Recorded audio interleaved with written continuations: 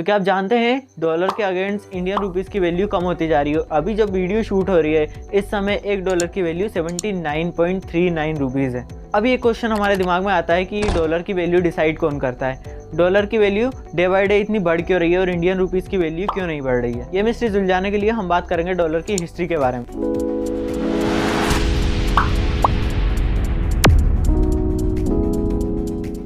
जब हमारा देश आज़ाद हुआ था यानी कि 1947 में, तब $1 की कीमत थी 3.3 इंडियन रुपीज़। फिर 1985 में $1 की वैल्यू 12.38 रुपीज़ हो गई। फिर वही वैल्यू आगे चलकर यानी कि 1995 में 32.42 रुपीज़ हो गई थी। उसके बाद 2011 आते आते $1 55.39 रुपीज़ पर पहुँच चुका था और अब यानी कि 2022 में $1 79 रुपीज़ प्लस पहुँच चुका है और डे बाय डे डॉलर की वैल्यू बढ़ती जा रही है। अब हम बात करते हैं कि एक्चुअल करेंसी की वैल्यू डिसाइड कौन करता है। ये वैल्यू डिसाइड करती है खुद currency.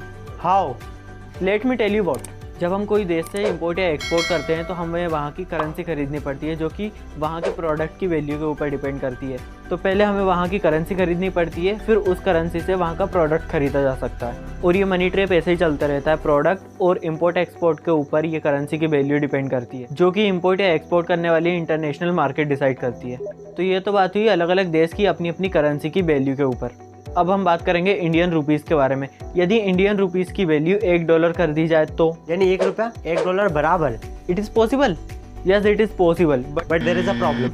Late me tell you what. India में एक इंडियन रुपीस की वैल्यू $1 के बराबर आरबीआई कर सकती है, लेकिन अगर एक इंडियन रुपीस की वैल्यू $1 कर दी जाए तो इससे इंडिया को बहुत लॉस होगा। यदि एक इंडियन रुपीस की वैल्यू $1 के बराबर कर दी जाए तो इंडिया में तो महंगाई कम होगी, लेकिन इंटरनेशनली इंडिया के लिए महंगाई बढ़ जाएगी, जिसकी वजह से ग्लोबल कंस्ट्रक्शन इंडिया में काफ़ी हद तक कम हो जाएगा।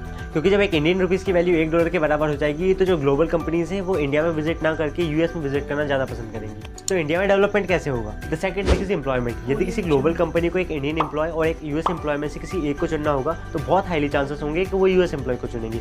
यदि ऐसा हुआ तो इंडियंस को देश छोड़ना और भी सस्ता हो जाएगा और कोई भी यूएस या अदर कंट्री में जाके सेटल हो जाएगा। फिर इंडियन इकोनॉमी का क्या होगा? इसका मतलब यदि एक इंडियन रुपीस की वैल्यू $1 के बराबर हुई तो ये इंडिया को ले डूबेगा। इंडियन रुपीस डाउनफॉल में क्यों जा रहा है और हम इसे कैसे रोक सकते हैं?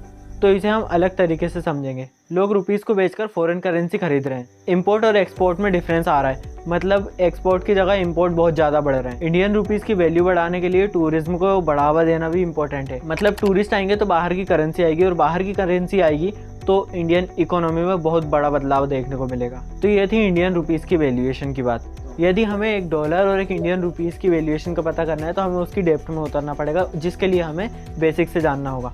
जब हम इंटरनेट पर $1 और ₹1 के बीच की वैल्यू को पता करते हैं तो उसे कन्वर्जन रेट कहते हैं, जो कि एक्सचेंज रेट कहलाता है। लेकिन ये एक्सचेंज रेट होते क्या हैं? एक्सचेंज रेट नॉर्मली 3 टाइप के होते हैं: fixed exchange rate, floating exchange rate और मैनेज्ड एक्सचेंज रेट।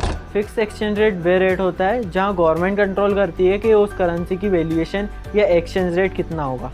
दूसरा floating exchange rate. Floating exchange rate वे रेट होता है जो कि कंट्री में मार्केट की डिमांड पर बेस्ड होता है, जो कि उसकी सप्लाई और इंपोर्ट एक्सपोर्ट पर डिपेंड करता है। तीसरा है मैनेज एक्सचेंज रेट। ये वे एक्सचेंज रेट होता है जिसमें गवर्नमेंट डिसाइड करती है कि उस करेंसी की वैल्यूएशन कितने % तक कम या ज़्यादा हो सकती है। ये अक्सर 2 या 3% से कम ज़्यादा नहीं हो सकती। तो ये थी करेंसी की थोड़ी सी बेसिक इन्फॉर्मेशन।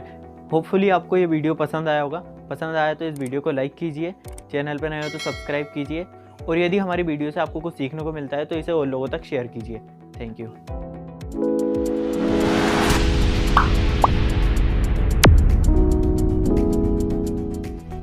हेलो फ्रेंड्स, मैं विशाल। मैं हर्ष। हम आपके लिए ऐसी एजुकेशनल वीडियो और लाते रहेंगे। यदि आपको हमारी वीडियो अच्छी लगती है तो चैनल को यहाँ पे सब्सक्राइब कीजिए और ऐसे और भी प्लेलिस्ट देखने के लिए यहाँ पर क्लिक करें।